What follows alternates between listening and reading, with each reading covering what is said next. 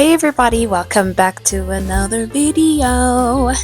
Thank you guys so much for all the love and all the support. I'm really glad to be back. Today I have prepared a cute little video, something different to what I normally do. But the vibes are really nice. The birds are singing. Let's get into the video. Please remember to like, subscribe, comment. Your support is appreciated, more so than appreciated, honestly. Oh, and I finally put on a good outfit today. Let's get into the video. LOLIROCK was a fever dream. Like, do you guys even remember that show? The phenomenon of LOLIROCK has to be studied in detail, like it has to be. It was such an underrated television program that intertwined your Winx Club aesthetics and Sailor Moon concepts into a quirky, interesting, and had that girliness into it, you know? It was cute and it was a hyper pop show. I would say like very much flamboyant, very reminiscent of anime. Love to see it. We love the vibes. LOLIROCK infused the magical, whimsical, and fluttery ingredients to produce a fantasy show for the girls, the gays, and the in-betweens. I mean, heck, my brother was even hooked on it as well. Synopsis. LOLIROCK was a French animated television series produced by Marathon Media and Zodiac Kids. It was initially created by Jean-Loup Van de Stock and David Michael and written by Madeleine Paxson. That was a lot of names to say. I hope I said them right. To which it would be streamed on Walt Disney France, and it was streamed here in South Africa, but if it's a part of Disney, I'm assuming it was most likely streamed almost everywhere. The show follows our main character, Iris, who is gifted with an incredible singing voice and ventures to audition for the pop group LOLIROCK, which features the already established members of Talia and Ariana. Upon joining, she realizes that there is much more to her than simply joining this group of girls. Storyline. It is revealed that Iris is the long-lost princess of the Kingdom of Apedia, a magical realm supported by Grimoire, and that her occupation is to recover sapphires of the royal crown in order to reclaim her throne back. You see, it is established that the king and queen of Apedia had lost the throne to the main villain of the show, Grimoire, as stated before, to which he is encapsulated and acts on behalf of his henchmen twins, Braxina and Mephisto. We also find out by this time that the girls of LOLIROCK are all heirs to their own kingdoms, Talia of Xeris and Ariana of Volta. These three girls all possess the power of spells directly controlled by crystals or coming in the form of a crystal. These girls all rally together to defeat Grimaure's advances to overturn the throne and remain fully powerful, all the while maintaining their girl group tours and performances. Like each time every episode ended, they always had a performance at the end. Every episode, we have the comeuppings of your typical series, which follows the same formula and format when segueing to another episode. You know, the issue, build-up, climax, and then the subsequent ending, which was mainly always a good ending. Yeah, and the good ending always had to be the concert. I kid you not, my siblings and I had no idea how nobody was suspicious of these three girls literally using their powers on stage, but it must have been good video effects for them, I guess. Characters. Now this one is not so much a character analysis like I've always done on my previous videos, but I decided that we're just going to look at the costuming of the characters and typically what they brought to the story, because there's not much to analyze with a kids show with this basic formula. So let's get into it. Iris, Princess of Apedia. I keep playing the transformations in my head. The main character of the show offers you the typical or expected girl next door character trope. She is selfless and kind-hearted and fights for peace and justice in her communities. Character design loosely drew inspiration from Taylor Momsen, a musician, in which Iris exhibits the blonde hair, the pale skin, and the sky blue eyes. Styling choices is that of a simplistic, featuring a composite color identifiable for the character. Iris has pink clothing that is complemented by darker or lighter shades of gray, black, purple. She has typically adorns herself in summer dresses, skirts, and shorts, and it all is aligned within a light fabric material which frames her body and her character as well. Iris's outfits have hints of heart symbols aligning with her pink crystals and the pink hair, and associating that with the kingdom that she comes from. Typically, when you think of the symbol of a heart, you're going to think of the more warmer colors of pink, red, gold, which I think also exhibits and parallels Iris's character. I mean, she's selfless, kind-hearted. We love to. Ariana, Princess of Volta. A side character who portrays the clumsy, quirky, and over-enthusiastic character design, Ariana balances her strength and her comical personality with a side of spunk and class a little bit. Like, I can just see it coming through, okay?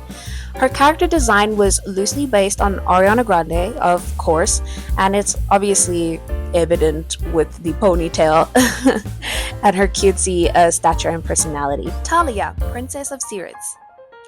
A second side character who falls into a balanced and more coherent character design of a friend group. She has more autonomy and is a little bit more level-headed than most of her friends or co-stars, I would say. She exhibits the cool, calm, and collective narrative, directly paralleling the themes and motifs of her color palette, Kingdom and Crystals. She draws inspiration from a lot of artists and people that I've never heard of before, of course, because it's French. So artists include Alicia Keys, Carrie Hilson, Amber Stevens, and Betty Auteur, I'm not sure.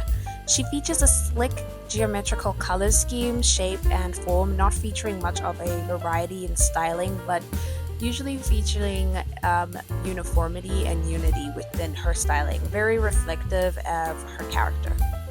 Season 2, we are introduced to two more girls who also have powers, apparently. We have Lena Princess of Borealis. She's sensitive and sweet, and she usually clashes with her supporting character.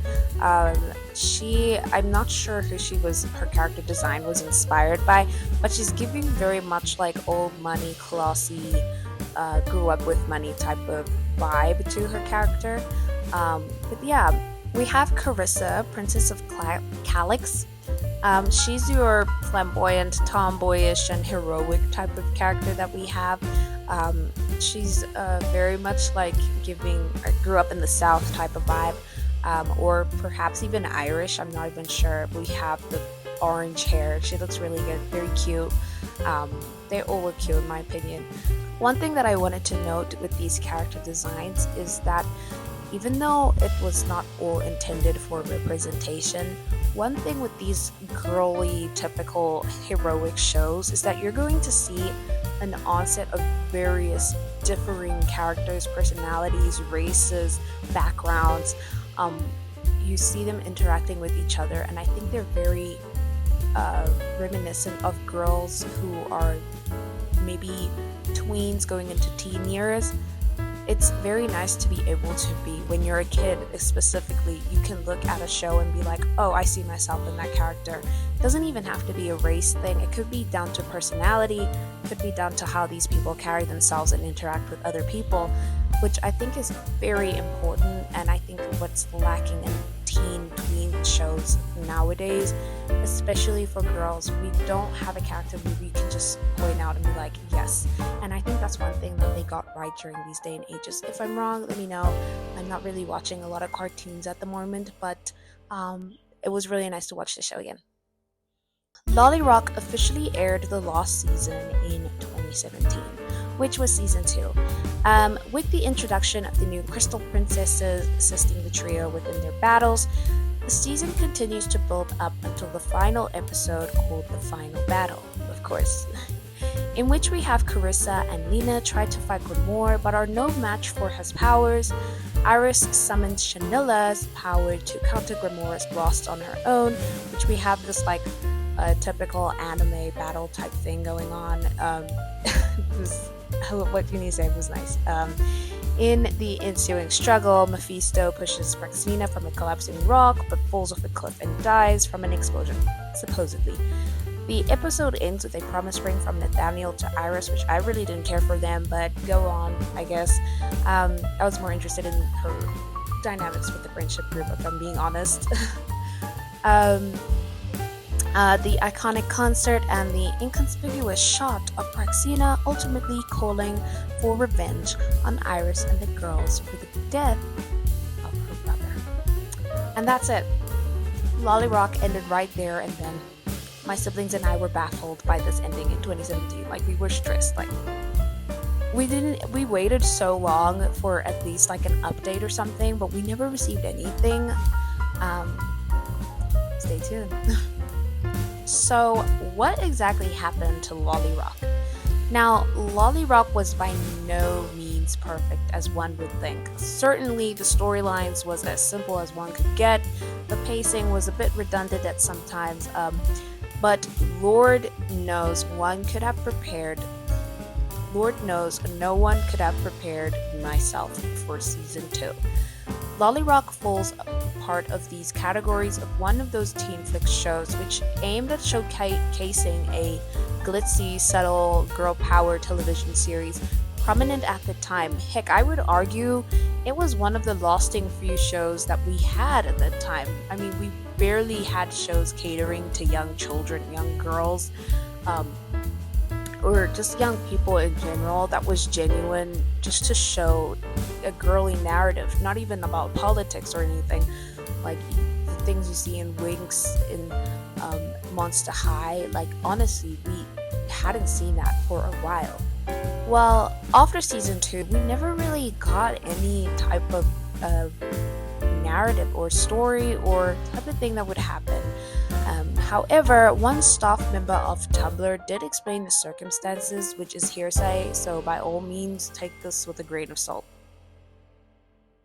They write, quote, "We thought for a time that our producer would quickly launch a season 3 to keep the team and such, but it didn't happen. We had a lot of production issues and simply finishing season 2 was hard and expensive enough. I guess the producers were not really willing to produce more episodes at the time, and I can't say I blame them. The whole team disbanded a long time ago, and we're all working on other projects for other studios, so none of us know if Zodiac Kids, the animation studio who holds LOLIROCK's rights, wants us to make another show or not. All I know is that LOLIROCK's was a very complex and expensive show to produce and animate, and it is hard to raise enough budget for this kind of projects in France. I hope that one day we'll be able to tell the story we wrote back then with Jean-Loup Van Distel." So basically, we had our explanation to why the show didn't come back. Like I said, take it with a grain of salt. We don't know what happened. We can only rely on this Tumblr account or co-worker. However, it was recently announced in late 2023, which is the reason why I wanted to make this video, that LOLIROCK would make a return for season 3 of the show.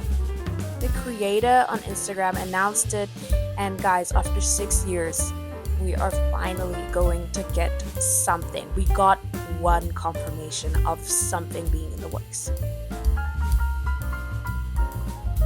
You know, despite the very blatant use of autotune, the songs in LOLIROCK produced by this band provided, a satisfactory level of music tone and your cliche pop music ending that we needed for the LOLIROCK episodes that were building up at the time.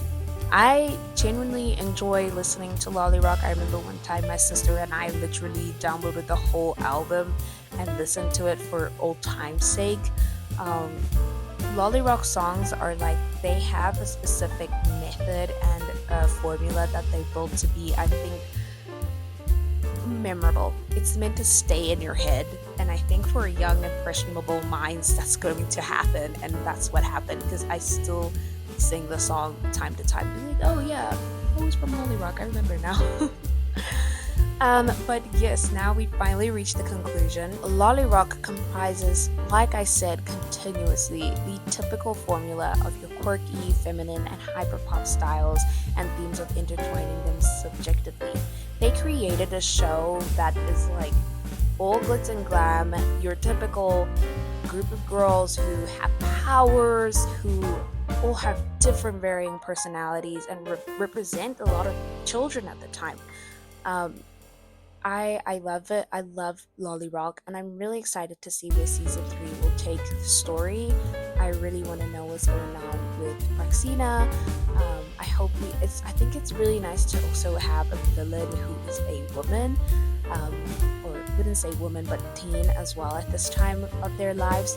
But I'm looking really forward to seeing how they interact with one another and how they can write grief for children, for tweens, teens, whatever, adults, it don't matter how they could write this and reflect it nicely whilst also maintaining this formula. LOLIROCK was so good. It was too good, and it falls under my categories of shows that I will most likely be showing my children. You're not going to be watching the shows of today, but the shows of then. Okay.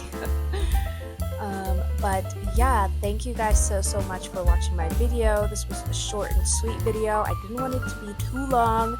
Editing is crazy, but I recommend that you guys catch my other videos. Controversial, I know. But I recommend you guys watch those videos. If you like me talking about these cartoon shows, animes, anything, or movies, I would be glad to do so. Let me know if you would like more of an analysis type thing. I do want to do a bit more film studying with my shows and stuff, so let me know if you would like me to do that type of stuff. Thank you guys so much for watching. Please follow me on Instagram, okay, and please subscribe. It helps a lot, gives me motivation, and if you want to see my fit on Instagram, then you better go check it out. Bye guys.